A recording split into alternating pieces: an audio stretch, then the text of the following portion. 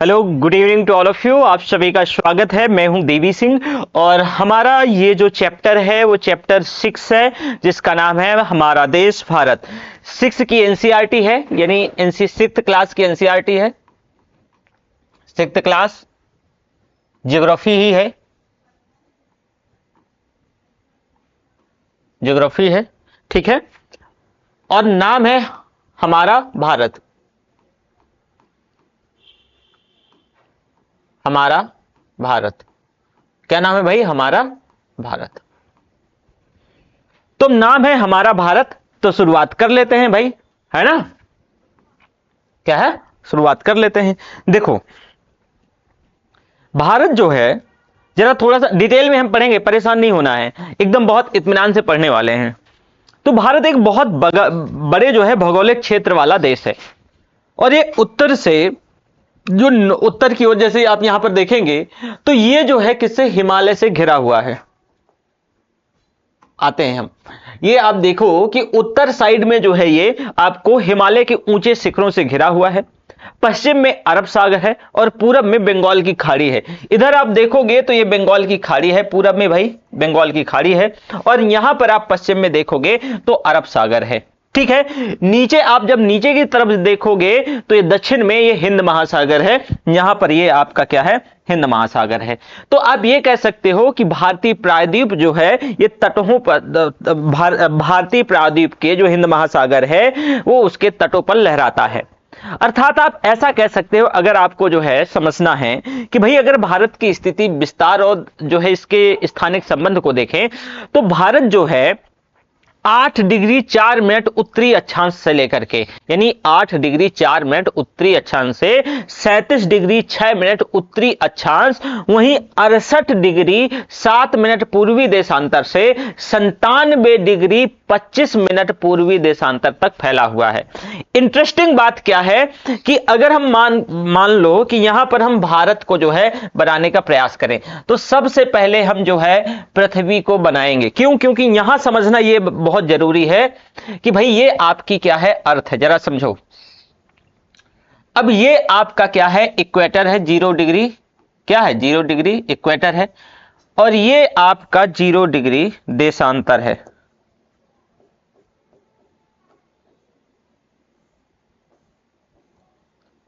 Zero degree देशांतर, इधर 0 degree अक्षांश है, 0 डिग्री अक्षांश। इसको इक्वेटर कहते हैं और इसको देशांतर कहते हैं। भारत की जो स्थिति है वो कुछ ऐसी है। एक मिनट रुकना बेटा। ओहो, चलो वापस से बना लेते हैं। भारत की अगर आप स्थिति देखेंगे,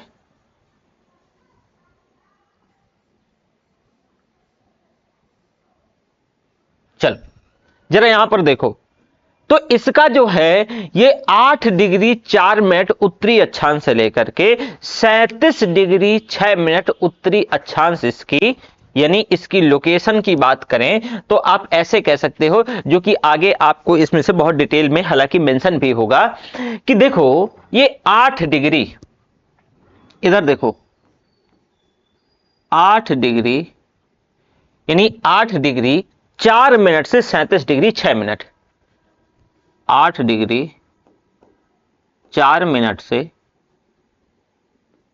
8 डिग्री 4 मिनट से आपको इधर 37 डिग्री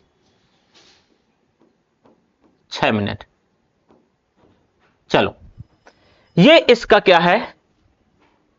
ये आपका उत्तरी विस्तार है।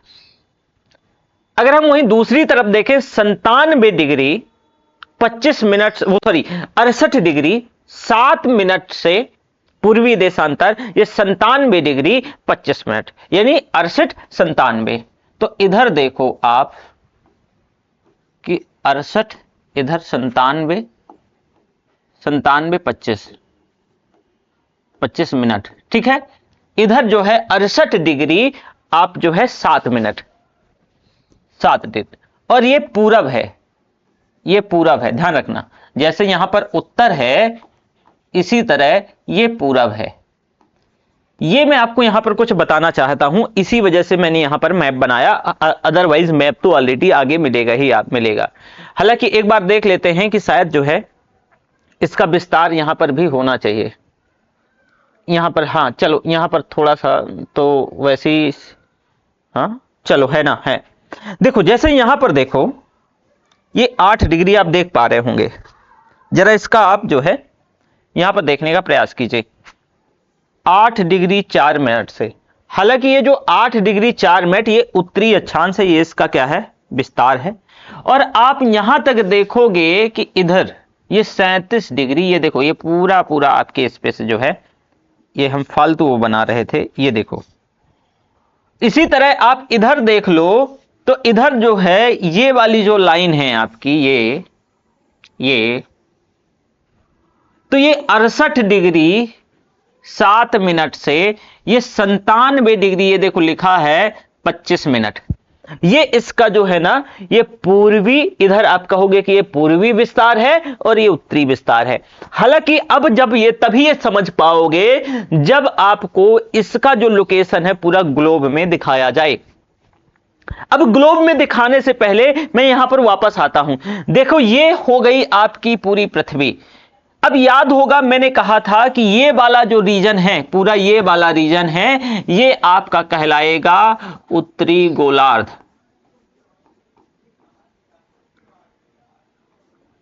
उत्तरी गोलार्ध, ठीक है, ये आपका। इसी तरह ये हो गया दक्षिणी गोलार्ध, दक्षिणी गोलार्ध। इसी तरह आप देखोगे ये वाला जो रीजन है ये हो गया आपका पश्चिमी गोलार्ध, पश्चिमी गोलार्ध, गोलार्ध। और ये वाला आपका रीजन हो गया ये हो गया पूर्वी गोलार्ध। अब आसानी से आप समझ पाओगे, क्योंकि बहुत बार बच्चों का कंफ्यूजन यही रह जाता है कि सर आप ये बताओ कि बार बार बच्चे यहां पर पूछते हैं कि जो आप ये कह रहे हो कि जो भारत का लोकेशन है वो जो है 4 डिग्री से, यहां पे देखो 8 डिग्री, यहां पर 8 डिग्री 4 मिनट उत्तरी जो है उत्तरी देशांतर, वो सॉरी हाँ, और ये आपका 37 डिग्री 6 मिनट क्या है, उत्तरी आपका अक्षांश है। ये अक्षांश पे है ना, तो ये जो है आपका ये विस्तार है कि भाई 8 डिग्री 4 मिनट से 37 डिग्री 6 मिनट उत्तरी अक्षांश है। उत्तरी अक्षांश क्यों? क्योंकि भारत का ये पूरा लोकेशन भाई उत्तरी गोलार्ध पे है, तो इस वजह से इसके अंत में जो है उत्तरी लगा हुआ है, इसका रीजन ये है। तब आप बेहतर ढंग से समझ पाओगे। क्यों? क्योंकि ऑलरेडी मैंने मैप को, भारत की जो लोकेशन है और जो इसकी जो ग्लोब है, ग्लोब में जो मेन आपकी जो पढ़ना था, आपका पहला ही चैप्टर था कि भाई इक्वेटर क्या है, ट्रॉपिक ऑफ कैंसर क्या है, कैप्रिकॉर्न क्या है, इसकी लोकेशन कैसे क्या होती है, वो बता चुका था। वही चीज देखो कि अब मैं यहां पर बार बार कि 68 डिग्री 7 मिनट जो है पूर्वी देशांतर से, ये 97 डिग्री 25 मिनट पूर्वी देशांतर, ये ध्यान रखना पूर्वी देशांतर है। तो आप कहोगे कि सर ये पूर्वी देशांतर क्यों? क्योंकि भाई भारत का जो लोकेशन है आप देखो कि ये आपका पूर्वी गोलार्ध में होने की वजह से, इस वजह से ये पूर्वी लिखा है। अब मैं मानता हूं कि ये समझ गए होंगे आप। अब देखो इससे आप समझ पाओगे कि अक्षांशीय और देशांतरी विस्तार लगभग 30 डिग्री का है। वापस से सुनो, अक्षांशी और देशांतरी विस्तार की बात करेंगे। अक्षांशी विस्तार क्या हो गया आपका, ये अक्षांशी विस्तार हो गया, और देशांतरी विस्तार की बात करेंगे तो ये आपका भाई देशांतरी विस्तार हो गया। तो ये लगभग कितना भाई 30 डिग्री का है, लगभग 30 डिग्री का है। तो भारत की मुख्य भूमि से वहीं दूर जो अंडमान निकोबार आइलैंड है, ये जो है दक्षिणतम बिंदु है। ये सबसे सदर्न पॉइंट में अगर आओगे तो इंदिरा पॉइंट, क्या बेटा, इंदिरा पॉइंट। वापस आप यहां पर आओ तो ये सबसे जो है आपका दक्षिणतम बिंदु है, क्या है, इंदिरा पॉइंट है भारत का, ठीक है। और इसकी लोकेशन क्या है इंदिरा पॉइंट की, 6 डिग्री 45 मिनट उत्तरी दक्षिण जो है अक्षांश पे है, यानी 6 डिग्री 45 मिनट पे। तो जो इंदिरा पॉइंट है यहां पर देखो, इसकी लोकेशन क्या है भाई, 6 डिग्री जो है 6 degree of 8 minute, sorry 6 degree 45 minute कहेंगे इसको। तो ये आपका इंदिरा पॉइंट हो गया, सबसे भारत का दक्षिणतम बिंदु है। वहीं कश्मीर से कन्याकुमारी तक, कश्मीर आप ऊपर देखोगे तो यहां से कश्मीर से कन्याकुमारी तक जो आपका, यानी ये कश्मीर से जो कन्याकुमारी है, ये उत्तर से उत्तर दक्षिण दिशा में इसकी जो लंबाई है ये करीब 3214 किलोमीटर है। यहां पर हालांकि मेंशन भी होगा कि देखो, अगर आप कहोगे कि भाई ये इधर आप देखोगे ये कश्मीर से कन्याकुमारी तक इसका जो डिस्टेंस है वो 3214 किलोमीटर है। कितना भाई, ये आपका 3214 किलोमीटर है। देखो वहीं दूसरी तरफ आप देखोगे कि इधर जो है आपका, यानी गुजरात से उधर अरुणाचल प्रदेश तक, तो अगर हम बात करते हैं कि गुजरात का जो कच्छ का रण है, तो कच्छ के रण से अरुणाचल प्रदेश, अर्थात आप कह सकते हो कि पश्चिम से पूरब या पूरब से पश्चिम में जो इसकी चौड़ाई है वो 2933 किलोमीटर है। ये कितना, 2933। ये गुजरात का कच्छ का रण है, तो यहां से आपका अरुणाचल प्रदेश तक ये 2933 किलोमीटर है।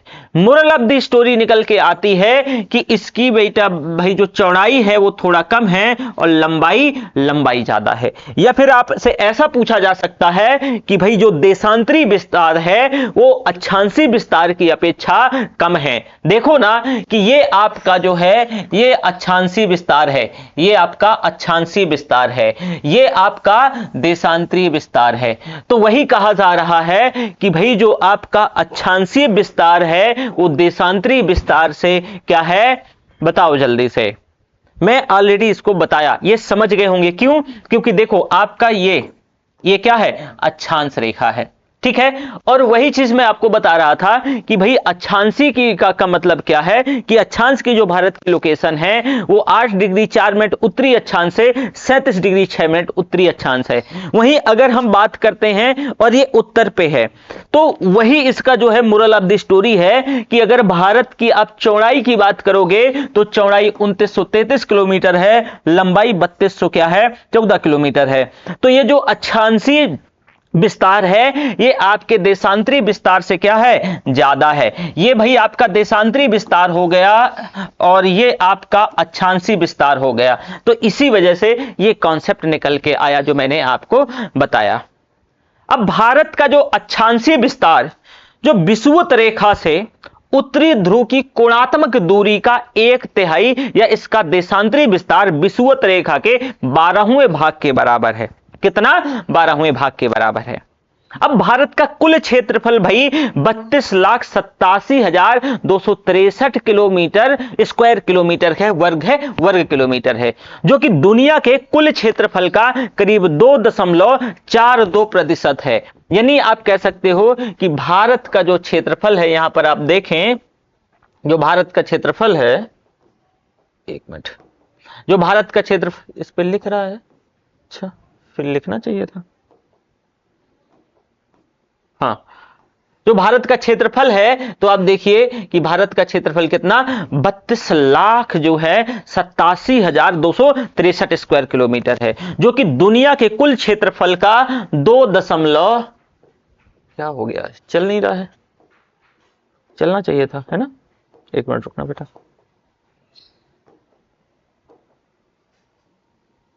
चलो देखें,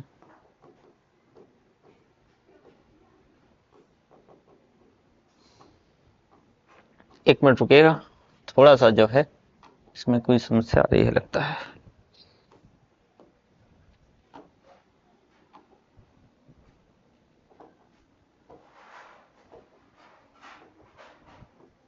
चलो, तो भारत का जो है कुल क्षेत्रफल कितना है, 32,87,263 स्क्वायर किलोमीटर है, स्क्वायर किलोमीटर है। ये दुनिया के कुल क्षेत्रफल का 2.42% है। दुनिया के कुल क्षेत्रफल का ये आपका 2.42% है। क्षेत्रफल की दृष्टि से भारत विश्व का 7वां बड़ा देश है। क्षेत्रफल की दृष्टि से क्षेत्रफल की दृष्टि से भारत जो है 7वां बड़ा देश है दुनिया का। कितना भाई? 7वां बड़ा देश है। ये भी जान गए आप, कोई बात नहीं है। अब जो है रूस जो है दुनिया का सबसे बड़ा देश है। अगर हम बात करते हैं तो सबसे बड़ा देश कौन है भाई? अगर हम मान लो आ जाते हैं तो 7वें नंबर पर अगर भारत की स्थिति है तो सबसे पहले क्या है? रूस है। अब रूस के बाद कौन सा देश है? रूस का मतलब एरिया कितना है? तो 170.75 लाख स्क्वायर किलोमीटर है। फिर रूस के बाद कनाडा है, फिर कनाडा के बाद बेटा यूएसए है, यूएसए के बाद चाइना है। लिख देते हैं, कनाडा है, फिर यूएसए है, फिर यूएसए के बाद बेटा चाइना है, फिर रूस, कनाडा, यूएसए, चाइना। चाइना के बाद आपको मिल जाएगा ब्राजील और फिर ऑस्ट्रेलिया, है ना।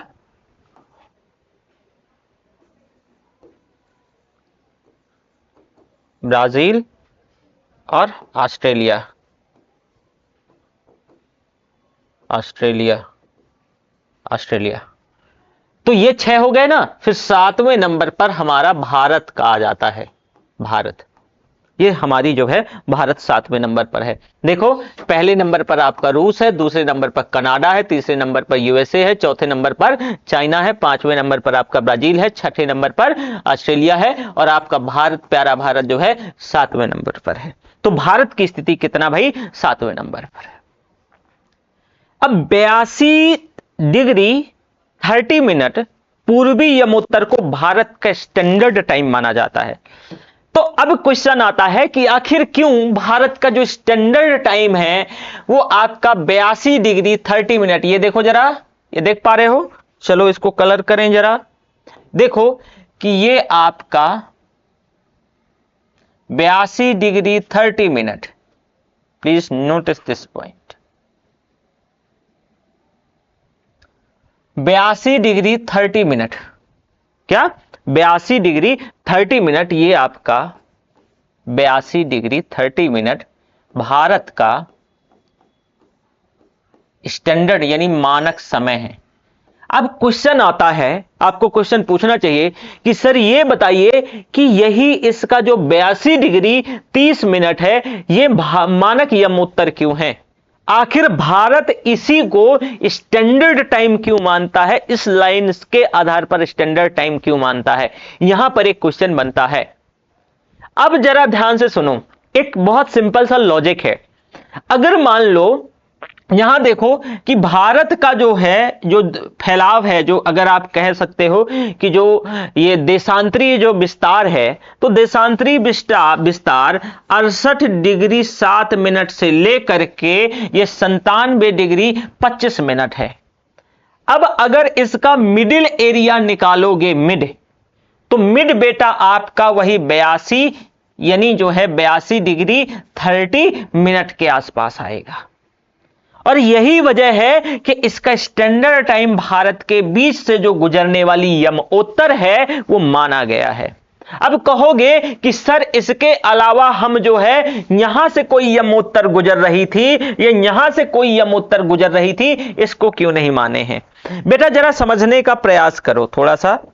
1 मिनट में इसको इरेज कर दूं। थोड़ा सा इरेज कर लेते हैं तो चीजें और बेहतर देखने को मिलेंगी। बाकी सारी चीजें लगी हैं, परेशान नहीं होना है। देखो जरा, चलो इरेज हो गया है। अब वापस से आ जाओ। यहां पर मैं आपको जो बताने जा रहा हूं वो महत्वपूर्ण बात यह है कि भाई हमने इसी को 82.5 डिग्री यानी फिर 82 डिग्री 30 मिनट को क्यों स्टैंडर्ड टाइम माना? उसके पीछे कोई तो वजह होगी कि भाई इसका जो देशांतरीय विस्तार क्या है 68 डिग्री से लेकर के 97 डिग्री। तो आप दोनों को ऐड करो और 2 से भाग दे दो। तो जरा देखो यहां पर कि मान लो कि 68 और 97 को ऐड करोगे तो 8 7 15 5 और 9 6 15 और 1 16, इसमें 2 का भाग दे दो तो 8 और इसमें जो है ना लगभग 82.5 आएगा। देख लो, और वही स्टैंडर्ड टाइम है। कि आपको जो भारत के बीचों बीच जो यमोत्तर गुजर रही है, जो मानक वही जो देशांतर रेखा गुजर रही है, वही भारत का मानक यमोत्तर है। इसकी वजह है, इसके पीछे क्यों, जरा समझना। मैं आपसे पूछूं कि अगर मान लो कि हम जो है इसके यमोत्तर को 76 डिग्री मान लें, 72 डिग्री मान लें, या फिर जो है 96 डिग्री मान लें, तो क्या भाई इशू हो सकता है कि अगर हम मान लो 96 डिग्री मान लेते हैं या 92 डिग्री मान लेते हैं, कोई तो इशू होगा? जी हां, इशू ये होगा कि देखो सूर्य जो है यहां से सबसे पहले निकलता है पूरब से, तो सबसे पहले जो सूर्य है वो आपको अरुणाचल प्रदेश में दिखेगा। कहां? अरुणाचल प्रदेश में। अब अरुणाचल प्रदेश से लेकर अगर आप आओगे तो यहां तक जो है करीब करीब आपका 1 घंटे का अंतर हो जाता है, यानी गुजरात में अरुणाचल प्रदेश से लेकर के गुजरात तक आओगे तो करीब करीब आपको 1 घंटे का अंतर हो जाता है। मतलब कि अगर यहां 6 बजे सूर्य निकला, सुबह दिखा, तो यहां 7 बजे दिखेगा। यहां कितना? गुजरात में 7 बजे। तो देखोगे कि भाई इसमें तो सर्विस का जो सर्विस कर रहे हैं लोग, या समय या जो गाड़ियों का जो चलना है, जो टाइम है, अगर एक टाइम जोन और प्रॉपर नहीं रखेंगे तो बहुत बड़ा अंतर आ जाएगा। तो टाइम को स्टैंडर्ड मानने के लिए यह वजह पैदा हुई कि भाई एक काम करो कि एक ऐसा जो टाइम है जो बीच से कोई यमोत्तर गुजर रही हो, ऐसे उसको मानो, तो यहां के भी लोगों को बहुत समस्या नहीं होगी और इधर के लोगों को भी समस्या नहीं होगी। नहीं, खुद सोचो कि अगर मान लो कि 6 बजे जो है ऑफिस बंद होते हैं, जरा समझना कि 6 बजे ऑफिस बंद होते हैं हर जगह के शाम में। अब मान लो ठंडियों में देखा होगा कि 6 बजे ठीक ठाक अंधेरा हो जाता है, ठीक ठाक अंधेरा हो जाता है, लेकिन यहां पर ठीक ठाक अंधेरा हो जाएगा, लेकिन अभी यहां पर 6 बजे क्या हो जाएगा कि देखोगे कि 6 बजे हो सकता है दिन ही निकला हो। वहीं अगर हम ऑफिस बंद करने का 8 बजे का टाइम कर दें तो यहां तो रात जाने 1 घंटा पहले हो चुकी होगी, 1 घंटा निकल चुकी होगी, तो इतना बड़ा टाइम का फेर हो जाएगा, इतना बड़ा अंतर हो जाएगा। तो अगर 20 से मानेंगे तो दोनों के लिए बराबर पड़ेगा। इस वजह से हमने जो स्टैंडर्ड टाइम है वो 82 डिग्री 30 मिनट माना, ये वजह है। तो ऐसे नहीं, इसके पीछे लॉजिक है भाई। ज्योग्राफी पूरी साइंस है, लॉजिक पे चलती है, ये मैजिक पे नहीं चलती है, तो ये भी ध्यान रखिएगा। तो 82 डिग्री 30 मिनट यमोत्तर को मानक यमोत्तर चुनने का कारण यह है कि विश्व के देशों में आपसी समझौते के अंतर्गत जो मानक यमोत्तर है वो 7 डिग्री 30 मिनट देशांतर के गुणांक पर जो है चुना जाता है।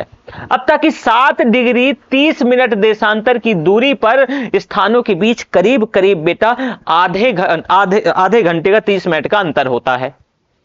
तो भारतीय मानक समय ग्रीनविच जो है, ये आप देखोगे कि जो 0 डिग्री ये है, जो आपका 0 डिग्री देशांतर है, यानी जो प्राइम मेरिडियन है, उससे भारत का जो स्टैंडर्ड टाइम है 5.5 घंटे का अंतर है।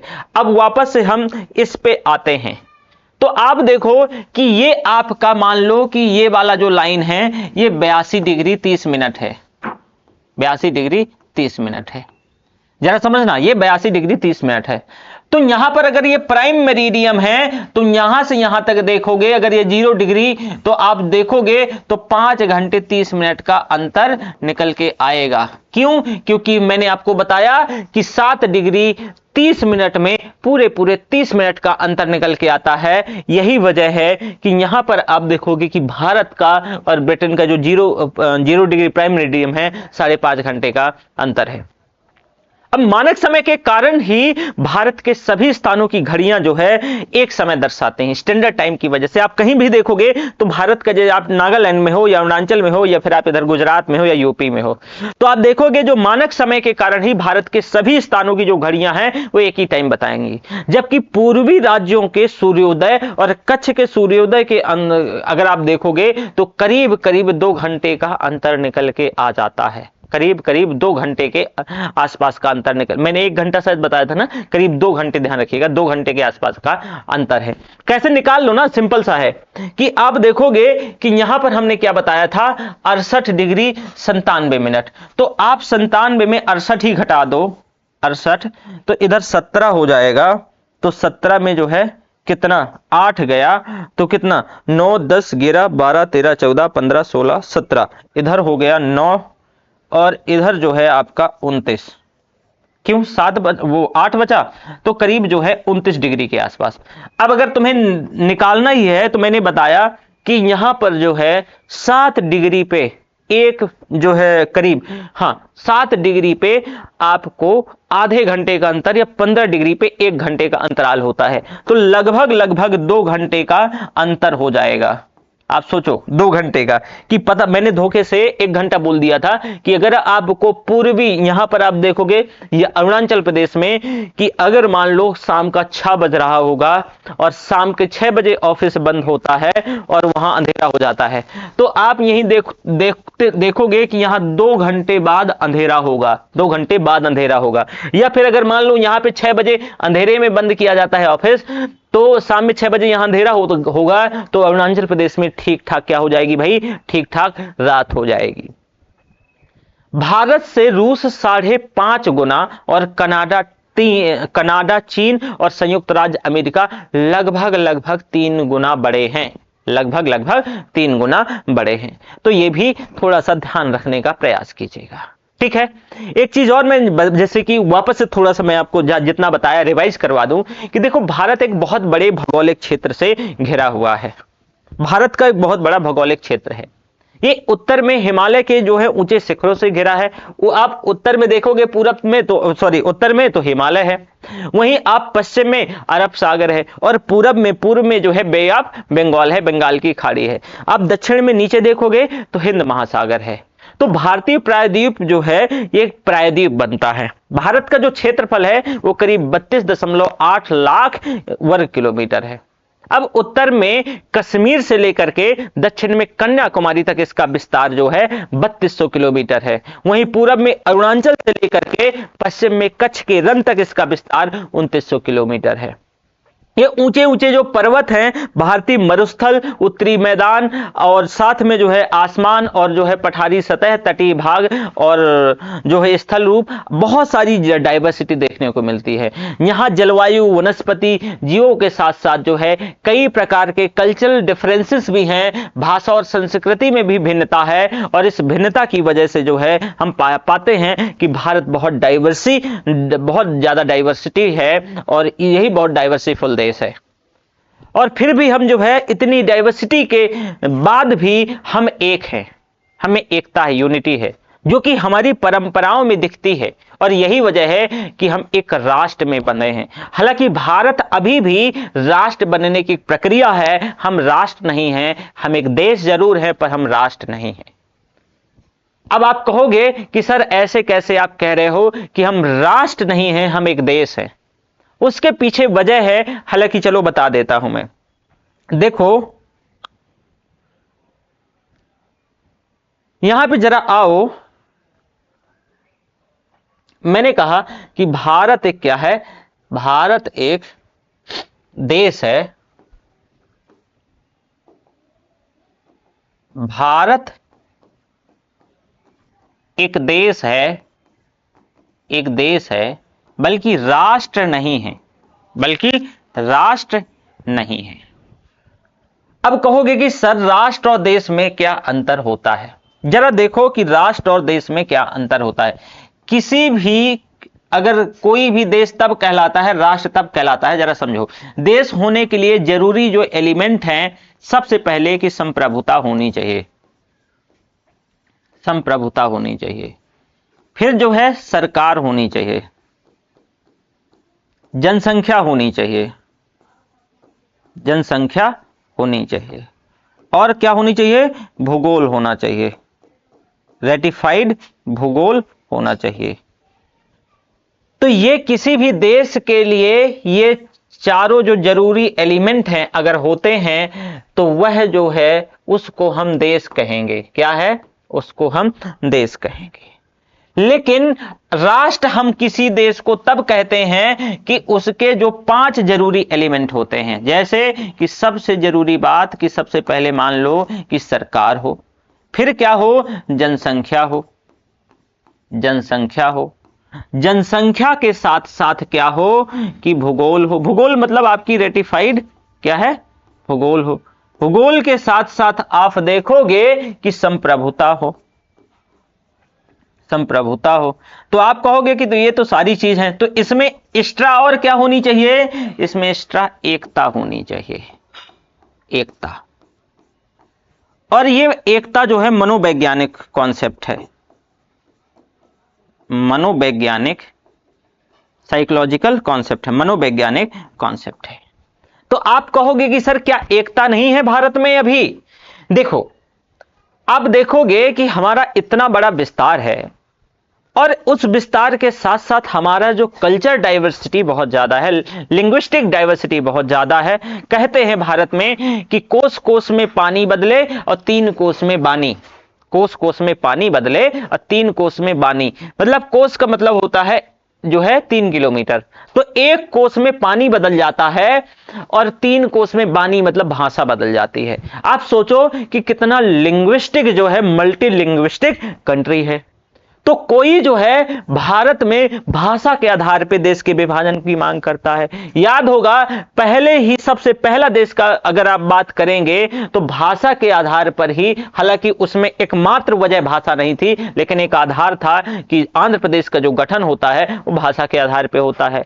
आपको श्री रामुलु की 53 दिन की जो है हंगर स्ट्राइक याद होगी, और इसके बाद जो एक विस्फोट होता है कि विस्फोट का मतलब यहां पर कि जब उनकी मृत्यु हो जाती है तो एक जो है पूरी क्रांति आती है और लिंग्विस्टिक आधार पर मजबूर कर देती है भारत के विभाजन को, है ना। भारत के बंटवारे को बंटवारा कहो तो ठीक रहेगा, विभाजन कहना उचित नहीं है, ठीक है। तो एक उसके आधार पर राज्य का बंटवारा किया गया।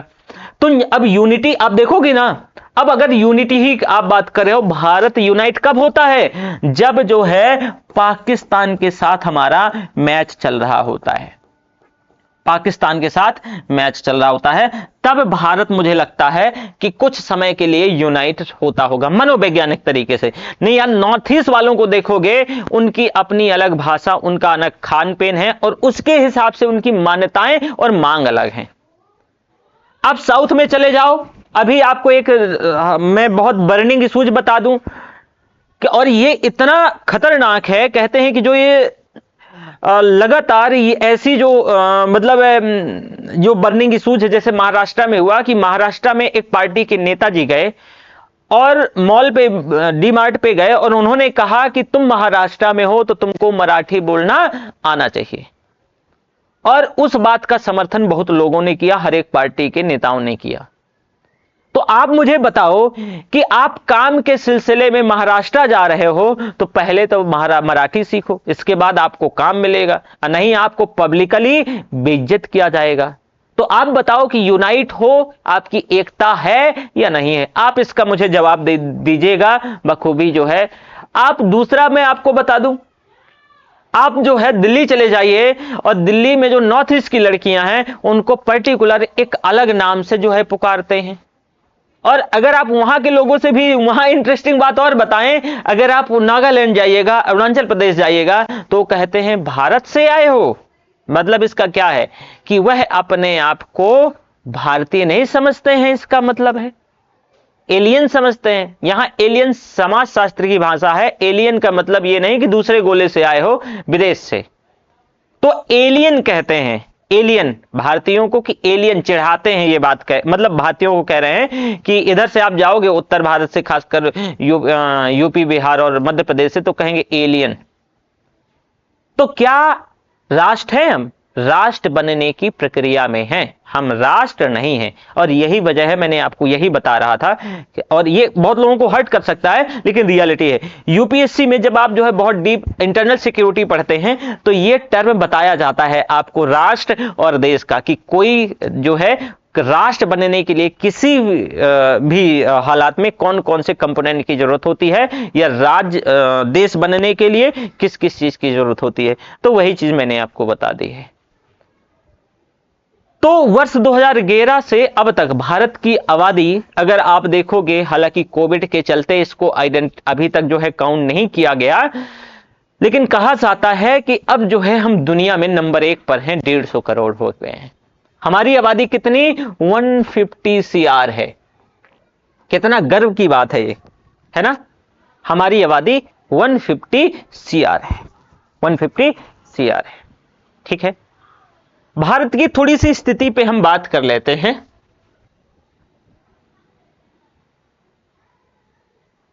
चलो यहां पे एक बार देखो, तो उत्तरी गोलार्ध में स्थित कर्क रेखा जो 23.5 ये देश के लगभग बीचों बीच से होके गुजरती है। देश के मध्य से होके आप देखो कर्क रेखा, ये ट्रॉपिक ऑफ कैंसर है, ये देश के बीचों बीच से होके गुजरती है। तो आप मुझे बताइएगा कि ये किन किन राज्यों से होके गुजरती है, ये आपको टास्क है। अब देश के लगभग मध्य भाग से होके गुजरती है। दक्षिण से उत्तर की ओर भारत की मुख्य भूमि का जो विस्तार है, मैंने आपको बताया कि 8 डिग्री 4 मिनट से 37 डिग्री आपका जो है ना 37 डिग्री 8 मिनट तक है। ये आपका 37 डिग्री 6 मिनट तक है, अक्षांशों तक, उत्तरी अक्षांशों तक ये आपका विस्तार है। पश्चिम से लेकर पूरब तक भारत का विस्तार 68 डिग्री 7 मिनट से 97 डिग्री 25 मिनट पूर्वी देशांतर है। हम विश्व को पूर्वी और पश्चिमी गोलार्ध में बांटते हैं, तो भारत की स्थिति देखते हैं कि किस गोलार्ध में है। वो मैंने आपको बहुत साइंटिफिकली ये समझाने का प्रयास किया और मैं मानता हूं कि ये चीज आप समझ भी गए होंगे। वहीं आगे देखोगे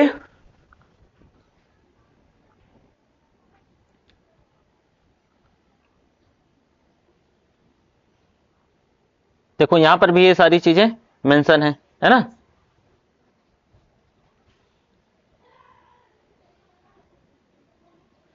चलो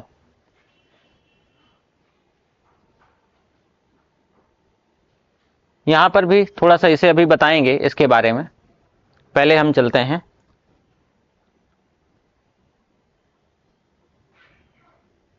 चलो यहीं पे आ जाओ, यहां पे जरा देखो 7 देशों की स्थलीय सीमा इसकी सीमाओं से जुड़ी हुई है और आपको बताना है कि ये 7 देश कौन कौन से हैं जो भारत के साथ स्थलीय सीमा क्या करते हैं, शेयर करते हैं।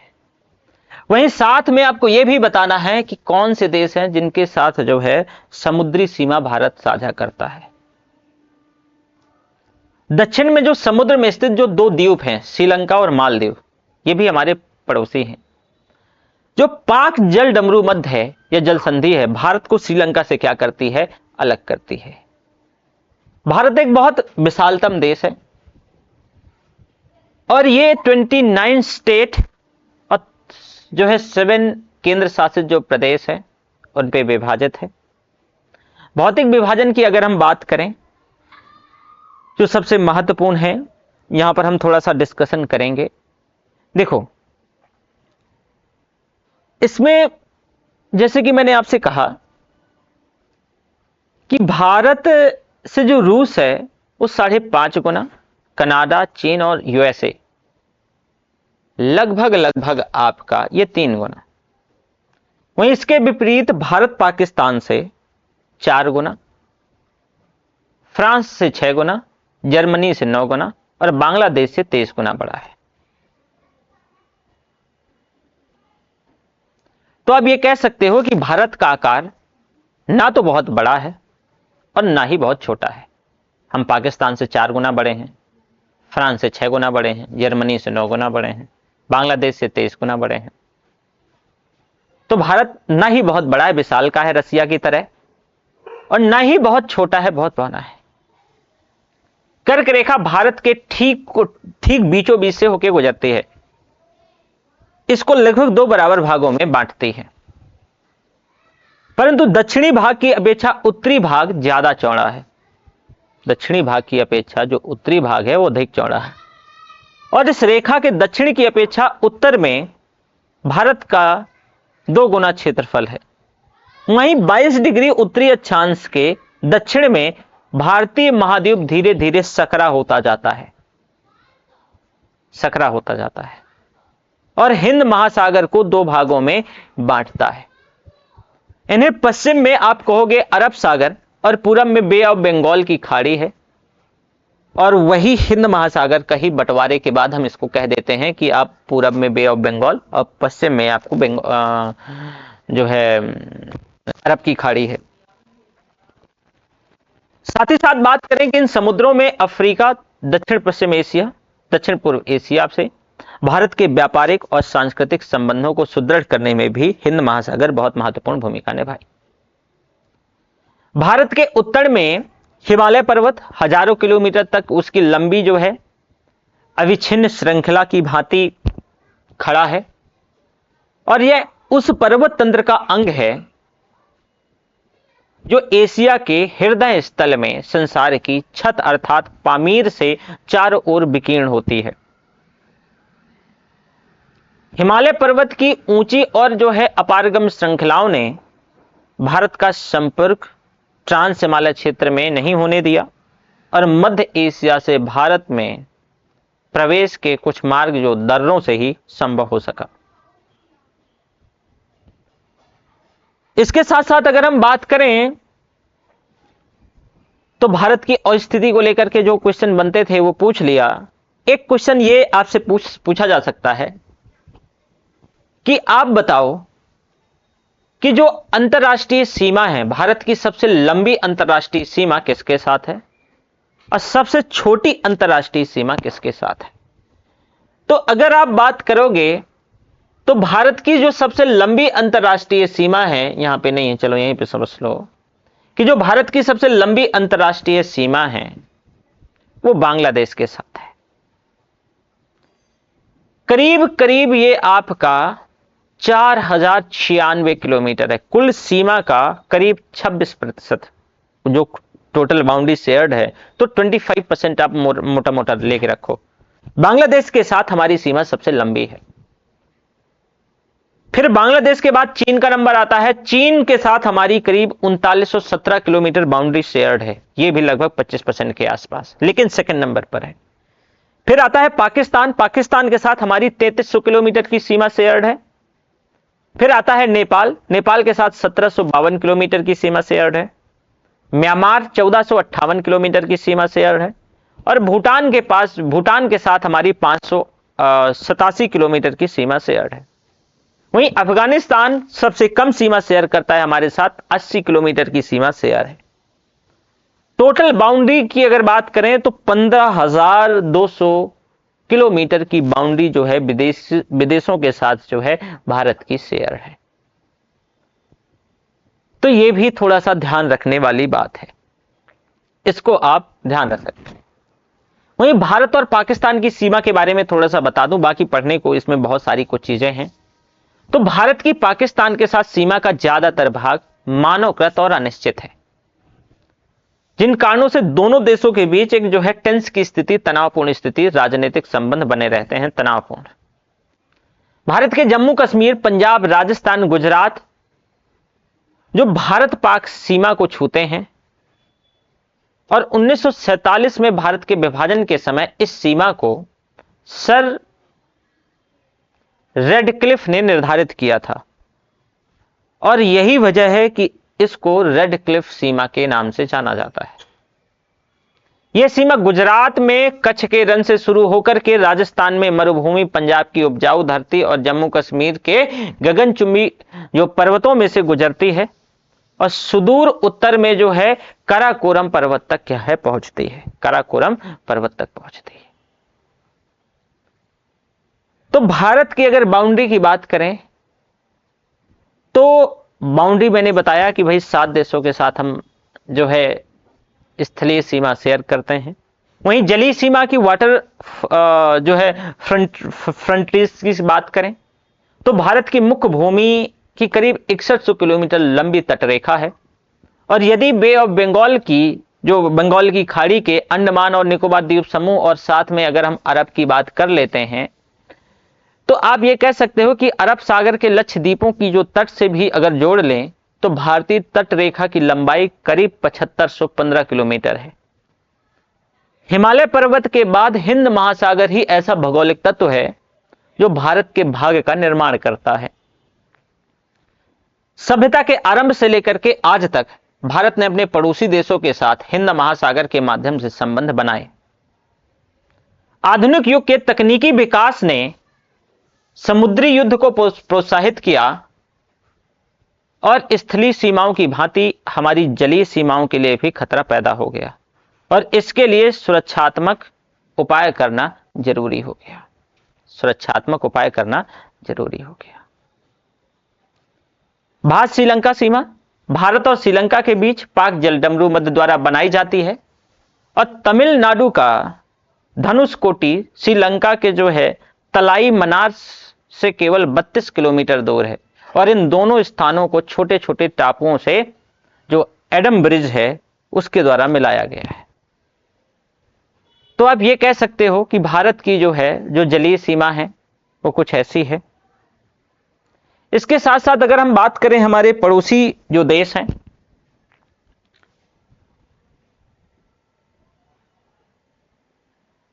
चलो यहां पर आएंगे अभी, तो आपने कुछ मोटा मोटी जो है कुछ चीजें देख ली। अब देखो भारत का भौगोलिक विभाजन को थोड़ा सा मैं और समराइज कर देता हूं। देखो भारत में जो पाई जाने वाली भौतिक आकृतियां वो कई अलग अलग प्रकार की हैं, जैसे कि पर्वत हैं, मैदान हैं, पठार हैं, द्वीप समूह हैं। वहीं आप उत्तर में देखोगे भारत जो बर्फ से ढका रहता है, हिमालय को संतरी का कार्य सौंपा गया है, संतरी का कार्य करता है। और हिम आलय का मतलब ही होता है, हिम मतलब जो है बर्फ और आलय मतलब घर, तो बर्फ का घर। हिमालय पर्वत को 3 मुख्य समानांतर श्रृंखलाओं में बांटा गया है। सबसे जो नॉर्दर्न है बृहद हिमालय है, या इसी को हिमाद्री कहते हैं, और इसी श्रृंखला में विश्व की सबसे ऊंची चोटी हिमाद्री में ही है। फिर इसके बाद मध्य हिमालय या हिमाचल है, यह हिमाद्री के दक्षिण में स्थित है, और यह बहुत लोकप्रिय पहाड़ी जो है स्थान यहां पर स्थित है। 5 पहाड़ी स्थानों के नाम यहीं पर हैं। फिर लास्ट में आपको जो तीसरे नंबर पर आता है शिवालिक, सबसे दक्षिण में है।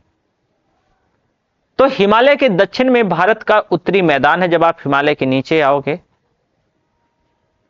और ये जो मैदान है ये लगभग समतल है, सपाट है। यह मैदान सिंधु, गंगा, ब्रह्मपुत्र और इसकी सहायक नदियों के द्वारा जो जलोढ़ मृदा लाई जाती है उसके निक्षेपों से बना है। मिट्टी लाई जा रही है, उसी के निक्षेपों से यह बना हुआ है। नदियों के ये मैदान कृषि के लिए उपजाऊ भूमि प्रदान करते हैं, और यही वजह है कि आप देखोगे कि मैदानी क्षेत्र पर अपेक्षाकृत पहाड़ी क्षेत्रों के ज्यादा जनसंख्या होती है। यह भी अगेन लॉजिक है, और जरा समझने का प्रयास करो कि अगर मैं आपसे कहूं कि भाई जो मैदानी क्षेत्र हैं, मैदानी क्षेत्रों में जनसंख्या ज्यादा है अपेक्षाकृत कहां, पहाड़ी क्षेत्रों के, तो आप कहोगे कि सर ऐसा क्यों? तो ऐसा इसलिए क्योंकि ये जो मैदानी क्षेत्र है ये गंगा, यमुना और साथ में जो है ब्रह्मपुत्र का ये मैदान है, सिंधु का मैदान है। यहां पर आसानी से जो है अगर आप कुछ भी डाल दोगे तो उग आएगा। तो आपको बहुत पानी की भी सुविधा है, सपाट है, समतल है, जानवरों के लिए भोजन, खाना पानी, चरू घास है, लोगों के लिए खाने की आसानी से व्यवस्था है। तो जहां जितनी आसानी होगी तो लोग वहीं ज्यादा बसेंगे ना, और यही वजह है कि इस क्षेत्रों में ज्यादा जनसंख्या है। भारत के पश्चिमी भाग में भारतीय मरुस्थल है, राजस्थान वाला। यह शुष्क, गर्म और रेतीला है, और ऑब्वियस है कि जब यह मरुस्थल है मतलब मरुस्थल, यहां रेगिस्तान है, तो जब रेगिस्तान है तो वनस्पति बहुत कम होगी। वहीं उत्तरी मैदानों के दक्षिण में प्रायद्वीपीय पठार है, यहां पे आप देखो, ठीक है। एक मिनट रुको। यहां पे देखो जरा, ये नीचे आ गया था, ज्यादा नीचे आ गया था ना, यहां पे देखो हिमालय, गंगा, यमुना और ब्रह्मपुत्र का ये जो है क्षेत्र, इधर आपका ये थार का मरुस्थल, और ये वाला जो है ना पठार, ये एरिया। यहां पे जरा देखो, ये आपका जो है चित्र, इसमें से बहुत डिटेल में मेंशन है। तो पश्चिमी घाट का विस्तार एक समान रूप में है, जबकि पूर्वी घाट बीच बीच में टूटा हुआ है, आसमान है। और इन पठारों में खनिजों जैसे कि कोयला और लौह अयस्क की प्रचुरता है। पश्चिमी घाट के पश्चिम में और पूर्वी घाट के पूरब में तटीय मैदान है। पश्चिम तटीय मैदान काफी सकरे हैं। अब पूर्वी तटीय मैदान अपेक्षाकृत चौड़े हैं। वहां पूरब की ओर बहने वाली कई नदियां जैसे कि महानदी, गोदावरी, कृष्णा, कावेरी, ये सभी नदियां कृष्णा, गोदावरी, महानदी, ये जाके बे ऑफ बंगाल में गिरती है। कहां? बे ऑफ बंगाल में गिरती है। ये नदियां अपने मुहाने पर उपजाऊ डेल्टा का निर्माण करती हैं और बंगाल की खाड़ी में गंगा और ब्रह्मपुत्र नदियों के मुहाने पर सुंदरबन का जो डेल्टा है, यहां आप देखोगे तो यहां पर जो है सुंदरबन का डेल्टा है। इसके साथ साथ अगर हम बात करें आगे, जो कि बहुत महत्वपूर्ण है, कि भारत में 2 द्वीप समूह भी हैं। लक्षद्वीप अरब सागर में है, ये केरल के तट से थोड़ा दूर प्रवाल द्वीप है। इसके साथ साथ अंडमान निकोबार आइलैंड भारत से दक्षिण पूर्व दिशा में बे ऑफ बंगाल पे बंगाल की खाड़ी में है। तो इसमें से आपको यह भी पता लगाना है कि बताओ ये द्वीप समूह जो है वर्ष 2004 में सुनामी से कौन सा ज्यादा प्रभावित होता है। जब सुनामी भारतीय तट से टकराई थी तो किस प्रकार से लोगों ने अलग अलग तरीके से इस चुनौती का सामना किया, ये आपको बताने का प्रयास कर रहा है। देखो मैं बता दूं, इसमें बताने को बहुत कुछ है, जैसे कि भारत का भाई सामरिक महत्व क्या है, इसमें से सारी चीजें हैं कि भाई भारत की भाषाई और सांस्कृतिक विविधता की बात करें तो मैंने ऑलरेडी बताया कि भाई इसके फायदे भाई क्या हो सकते हैं कि भाई समृद्ध सांस्कृतिक विरासत, साथ में एकता को बढ़ावा देता है। ये भाई भाषाई और सांस्कृतिक विविधता के सामाजिक एकजुटता को बढ़ावा देता है, सहनशीलता टॉलरेंस को बढ़ावा देता है और रचनात्मकता को बढ़ावा देता है। वहीं दूसरी तरफ भाई नुकसान क्या है कि संवाद में बाधाएं आती हैं, सांस्कृतिक टकराव बने रहते हैं, जैसे मैंने बताया लिंग्विस्टिक आधार पे, खान पीन के आधार पे, भाषा के आधार पे। एकीकरण में चुनौती है, यूनिटी को लेकर के संघर्ष की संभावना मणिपुर में देख ही रहे हो, और प्रशासनिक जटिलता भी होती है। तो आप ये कह सकते हो कि भारत की जो है भाषाई और सांस्कृतिक विविधता का एक जो है ये इशू आ सकता है। भारत की जनसंख्या में वृद्धि, उसके भी फायदे क्या है, मैंने बताया कि भाई अभी तो हुआ नहीं, लेकिन 2020 तक, सॉरी 2011 तक 120 करोड़ थी। अभी जो भारत की जनसंख्या है 150 सीआर, 150 सीआर, ठीक है। फायदे क्या है कि भाई विविधता में वृद्धि, आर्थिक विकास और युवा जनसंख्या, इस समय सबसे ज्यादा युवाओं का देश भारत ही है। लेकिन नुकसान क्या है कि संसाधनों पर दबाव, रोजगार में कमी, देख रहे हो कितनी बेरोजगारी है, और शहरीकरण में जो है चुनौती। ये 6 के पॉइंट ऑफ व्यू से, उसके स्टैंडर्ड के पॉइंट ऑफ व्यू से है, ध्यान रखिएगा। भारत के प्रायद्वीप पहचान का निर्माण को लेकर के तो भारत के भौगोलिक पहलुओं में योगदान, तो जल सीमाएं, भाई भारत की जो जल सीमाएं प्रायद्वीप क्षेत्र को घेरती हैं। स्थलाकृति विशेषता क्या है कि विशेषताएं यह है कि प्रायद्वीपीय क्षेत्र की विविधता बढ़ाती है, और साथ में जलवायु प्रभाव की बात करें तो जलवायु प्रभाव प्रायद्वीपीय क्षेत्र की जलवायु को भी क्या करता है, प्रभावित करता है। वहीं भारत की विविधता में एकता का जो अद्वितीय संगम की बात करें तो भाषाई विविधता के चलते भारत में हजारों भाषाएं बोली जाती हैं, और इसकी भाषाई समृद्धि को, इस चीज को दर्शाता है। कहीं ना कहीं भौगोलिक विविधता, भाई भारत की जो भौगोलिक विशेषताएं जैसे कि पहाड़, समुद्र, रेगिस्तान, इसकी विभिन्नताएं हैं, और ये भी जो है भौगोलिक डायवर्सिटी को बढ़ावा देता है। सांस्कृतिक विविधता यह है कि भारत में विभिन्न जातियों, परंपराओं, त्योहारों के साथ समृद्ध सांस्कृतिक परिदृश्य देखने को मिलता है। वहीं मैंने बताया कि अभी जैसे पूछा था कि 2004 की सुनामी का प्रभाव और उसकी प्रतिक्रिया स्वरूप, तो 2004 में जो सुनामी आती है तो कहां कहां टकराती है, इसका कहां क्या प्रभाव पड़ता है, उस बारे में आपको बताना है। भारत के तटीय क्षेत्रों और डेल्टाओं का अवलोकन करना है कि भाई सुंदरबन का डेल्टा किससे किससे किसके मुहाने पर है, उपजाऊ डेल्टा क्या होते हैं, प्रमुख नदियां जिन डेल्टाओं पे है, बंगाल की खाड़ी वो क्या है, साथ में वही कि भारतीय तटीय मैदानों की विशेषता क्या है कि जो भारतीय तटीय मैदान है, ठीक है। तो आप देखोगे सकरा और लंबा कहाँ है, पहाड़ी भूभाग कहाँ है, समतल भूभाग कहाँ है, ठीक है। वहीं भारत की भौगोलिक विविधताओं की बात करें तो भाई उत्तरी मैदान के बारे में बताना है, भारतीय मरुस्थल के बारे में बताना है, प्रायद्वीपीय पठार के बारे में बताना है, अरावली पर्वत के बारे में, विंध्य और छतपुड़ा के बारे में, और पश्चिमी पूर्वी घाट के बारे में। तो जैसे उत्तरी मैदान में भाई सिंधु, गंगा, ब्रह्मपुत्र नदियों के द्वारा ये जो है उपजाऊ समतल है। भारतीय मरुस्थल की शुष्क, गर्म और रेतीले वातावरण वाला क्षेत्र है। प्रायद्वीपीय पठार पहाड़ियों और घाटियों के साथ त्रिभुजाकार खनिज समृद्ध क्षेत्र है। अरावली पर्वत तो विश्व की सबसे जो है पुरानी पहाड़ियों में से एक है। विंध्य और सतपुड़ा श्रृंखलाओं में की पश्चिम की ओर बहने वाली नदियों का घर है ये, ठीक है। इसके साथ साथ आगे आते हैं तो हिमालय पर्वत श्रृंखला का मैंने आपको बताया कि सबसे आपको उत्तर में बृहत हिमालय है, इसी को हिमाद्री कहते हैं। विश्व की सबसे ऊंची चोटी का घर यही है। फिर मध्य हिमालय है, ठीक है। लास्ट में शिवालिक जो कि सबसे दक्षिण मोस्ट हिमालय श्रृंखला पहाड़ी है, ढलान पर है। तो ये आप ऐसे ध्यान रख सकते हैं।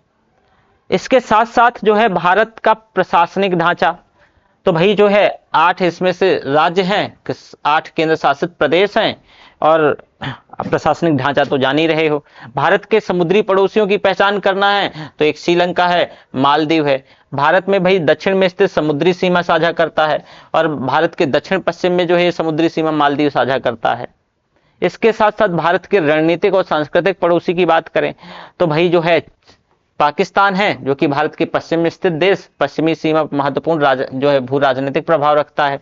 चीन की बात करें तो आप जान ही रहे हो कि भारत के उत्तर में विशाल देश, लंबी सीमा साझा करता है और रणनीतिक महत्व है। नेपाल ऑलरेडी बताया, भूटान के भी बारे में, बांग्लादेश के भी बारे में, ठीक है। मानक समय के स्टैंडर्ड जो है सूर्योदय और जाके सूर्य ये 2 घंटे का समय बताया, और भारत का जो स्टैंडर्ड टाइम, ये आपको एक प्रॉपर नोट्स भी मिल जाएगा, तो इसको लेकर के भी आपको, और ये बहुत डिटेल में है, ठीक है। तो ये आपका जो है टॉपिक होता है कंप्लीट। ये सारी चीजें आपके उस पर मेंशन है, ठीक है। सो थैंक यू, फिर मिलेंगे।